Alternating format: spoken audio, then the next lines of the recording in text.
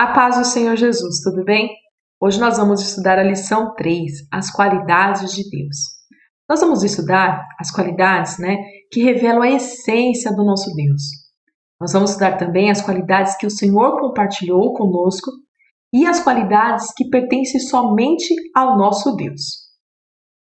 Mas antes, vamos ver o que significa, qualidade. Então, o que são qualidades? As qualidades são características boas que uma pessoa possui em sua personalidade e em sua atitude. Uma qualidade pode ser uma característica natural, inata ou algo que se adquire ao longo do tempo. Isso quando a gente está pensando aqui em nós, seres humanos, Então, é uma qualidade que a gente já nasce com ela, uma qualidade que a gente vem adquirindo. Uma qualidade, as nossas qualidades em relação às nossas atitudes. Mas quando nós falamos do nosso Deus, o nosso Deus ele é essa própria qualidade. Outra coisa, o Senhor não é que ele nasce com a qualidade, a gente vai ver que o Senhor ele não nasce, ele sempre existiu. O Senhor ele não vai adquirir essa qualidade, porque o nosso Deus ele é perfeito, então não precisa adquirir nada. E a gente vai estudar um pouquinho sobre essas qualidades, O que é essa qualidade, como que a gente desenvolve essas qualidades. Então aqui, as qualidades que revelam a essência do nosso Deus. Quais são essas qualidades, Espiritual, eternidade e infinitude, Então que o nosso Deus ele é espírito, o nosso Deus ele é eterno, e o nosso Deus é infinito. Vamos começar aqui com o espiritual. O nosso Deus ele é espírito. Sendo espírito não pode ser visto nem tocado, mas podemos senti-lo, nós podemos ouvir a sua voz. A gente não toca Deus, mas a gente sente Deus. E nós devemos adorar o nosso Deus em espírito e em verdade. É assim que a Bíblia nos ensina. Então, por exemplo, quando nós estamos louvando ao Senhor, A gente está lá cantando, falando com o Senhor, ou numa oração. Não pode ser apenas palavras, que está saindo da nossa boca. A gente está cantando, a gente está louvando com a boca, mas também com o coração, com a mente, adorando o Senhor em espírito, Nós somos sim corpo, alma e espírito. Então a gente tem que adorar a Deus em completo, com o nosso corpo, com a nossa alma e com o nosso espírito. Deus ele é o quê? Ele é eterno. Deus sendo eterno significa que ele nunca teve começo e nem terá fim de existência. Deus não nasceu em um determinado dia como nós. Não temos como contarmos a sua idade. Ele sempre existiu e sempre existirá. Então, eu sempre digo que Deus aqui não tem data de aniversário, porque Deus não nasceu. Ele sempre existiu e ele sempre existirá. Isso é um pouco difícil para nós, seres humanos, entendermos. Por quê? Porque tudo que nós vemos aqui, ele teve um momento, ou ele foi criado, se é um objeto, se é uma máquina, teve um dia que ela foi criada. Se a gente está falando de seres vivos, teve um dia que nasceu. Então, para a gente, tudo tem começo, meio e fim. Mas o nosso Deus não, ele sempre existiu e sempre existirá. Aqui no Salmos 90, verso 2, diz assim: Antes que os montes nascessem, ou que tu formaste a terra e o mundo, mesmo de eternidade em eternidade, tu és Deus. Deus sempre existiu e sempre existirá. Deus ele é infinito. Deus sendo infinito significa que ele não tem limites e nem está preso a tempo ou espaço. 1000 anos e um dia para Deus são a mesma coisa. Olha aqui, no primeiro livro de Reis, capítulo 8, verso 27, nos diz assim: Mas na verdade, habitaria Deus na terra? Eis que os céus e até os céus dos céus não poderiam conter, quanto menos esta casa que eu tenho edificado.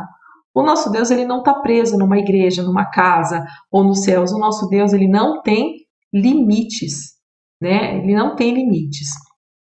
Outra coisa aqui, na segunda carta de Pedro, capítulo 3, verso 8, diz assim: Mas amados, não ignoreis uma coisa, que um dia para o Senhor é como 1000 anos, e 1000 anos como um dia.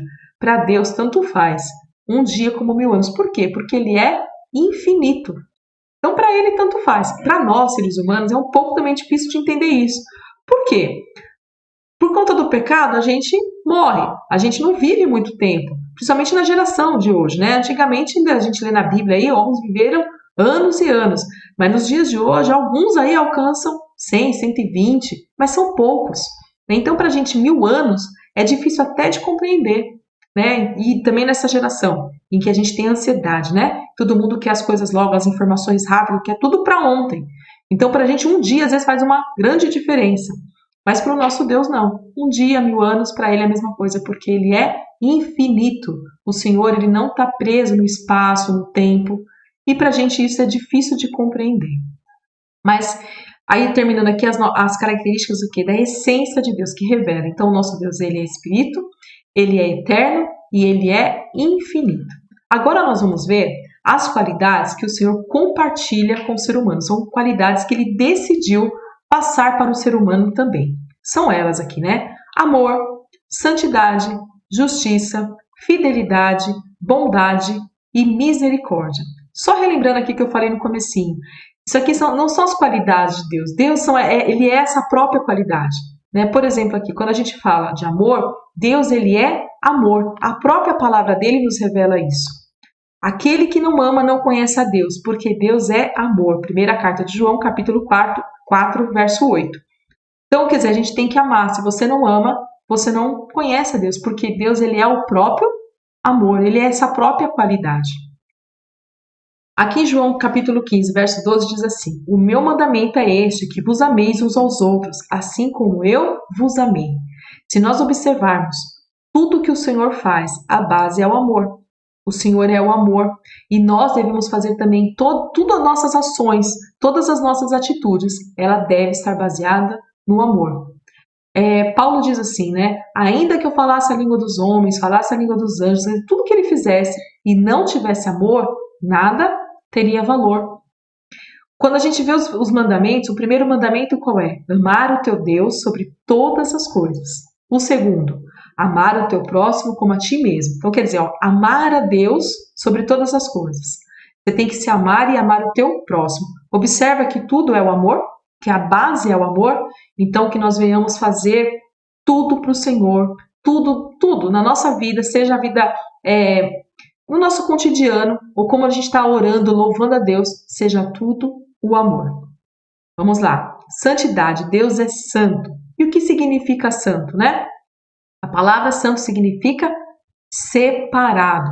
E separado do quê? Nós devemos nos separar do pecado. Nós estamos aqui no mundo, né? O mundo é terrível, cheio de pecado, mas nós devemos nos separar. É sair do mundo? Não. Nós estamos aqui. Temos que ficar até o Senhor vir nos buscar, mas a nossa mente, o nosso coração, ele tem que estar separado do pecado. As nossas atitudes têm que ser diferentes. Nós não devemos praticar o mal, mas sim praticar o bem. Olha aqui esses versos, né? Na primeira carta de Pedro, no capítulo 1, verso 15 e 16, nos diz assim: Mas como é santo aquele que vos chamou, sede vós também santos em toda a vossa maneira de viver. Porquanto está escrito, sede santos, porque eu sou santo. O Senhor está falando assim, olha, eu sou santo e vocês também devem ser santos. Em toda a maneira de viver, em tudo que vocês vão fazer, tem que ser santo.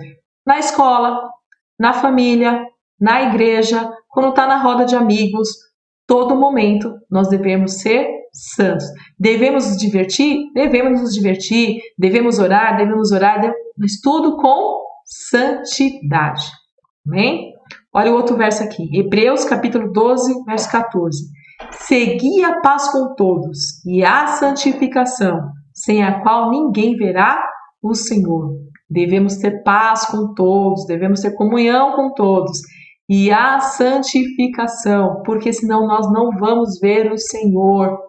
Nós devemos buscar, devemos nos separar do pecado, porque se estivermos pecando a todo momento, nós não vamos ver o Senhor, nós não vamos para o céu. Não seremos salvos pelo Senhor. Isso aqui é muito sério. Tudo que a gente vai falar aqui é tudo sério. Mas a santificação é algo que a gente tem que praticar a todo momento, estar atento a todo momento. Amém? Justiça, Deus é justo, né? Na primeira carta de Pedro, capítulo 1, verso 17, diz assim: E se invocais por Pai aquele que, sem acepção de pessoas, julga segundo a obra de cada um, andai em temor durante o tempo da vossa peregrinação, né? Deus não nos trata com parcialidade, Deus não faz acepção de pessoas, Deus ele não vê aparência, ele não te julga pela sua cor, pela sua idade, pela sua classe social. Não, Deus ele é justo. Ele vê aquilo que está dentro do teu coração, das tuas ações. Ele que sabe realmente, ele é o único que é justo. O verdadeiro juiz é somente o Senhor. Se um dia você tiver que tomar uma decisão, nós não devemos julgar as pessoas, mas às vezes uma situação a gente tem que julgar se aquilo é certo ou errado. Peça ao Senhor. Sabe por quê? porque ele não vê a aparência, ele não vê com os nossos olhos. Ele vê lá o profundo, ele vê lá a intenção, ele sabe de todas as coisas. Eu sempre lembro daquela passagem que Samuel, ele foi ungir a Davi.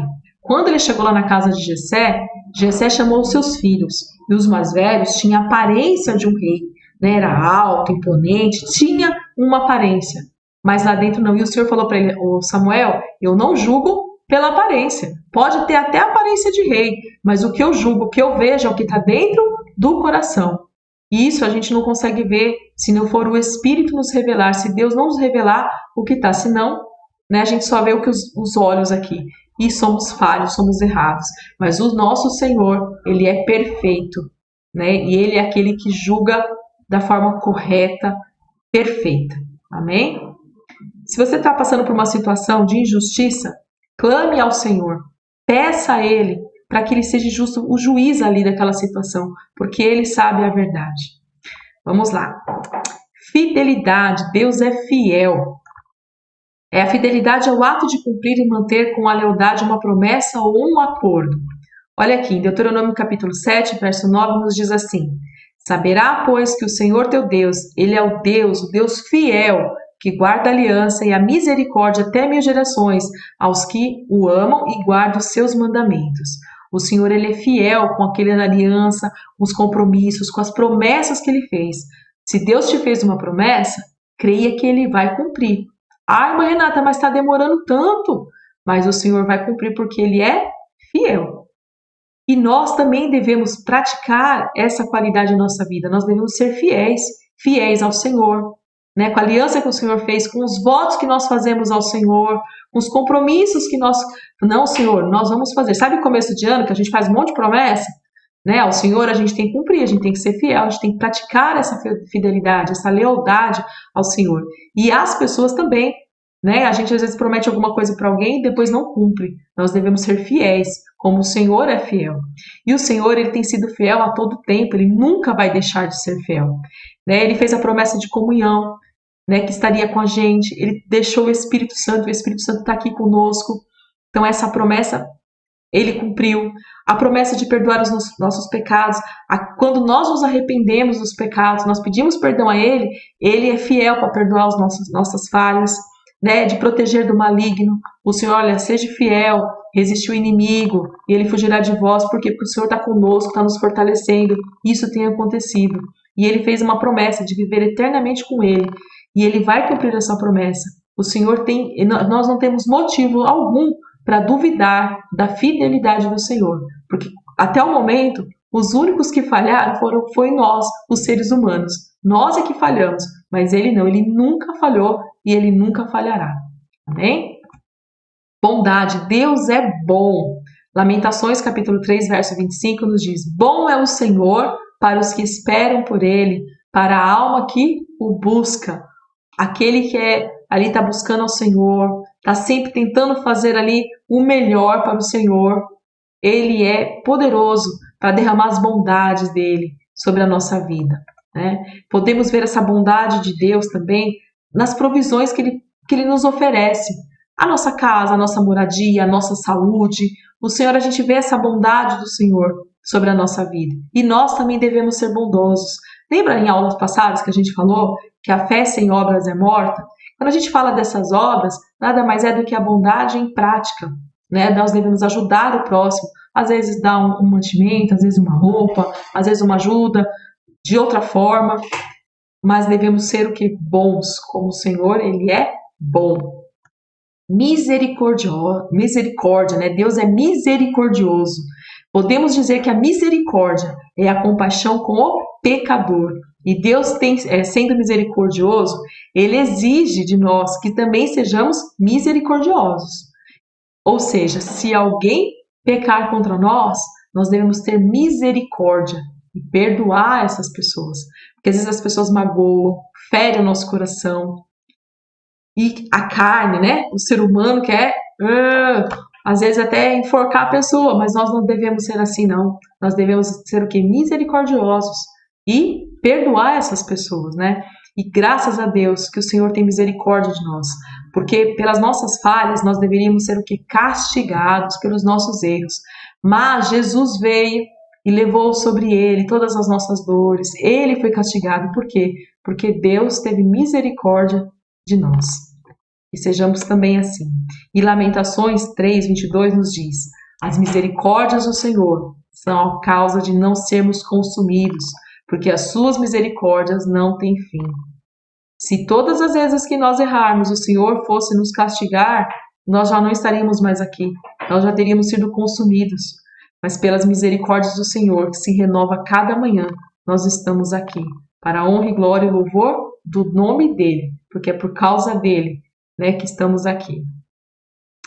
E agora nós vamos falar sobre as qualidades que Deus ele não compartilhou conosco. E graças a Deus por isso, que só pertence a Ele. Que é o que? A onisciência.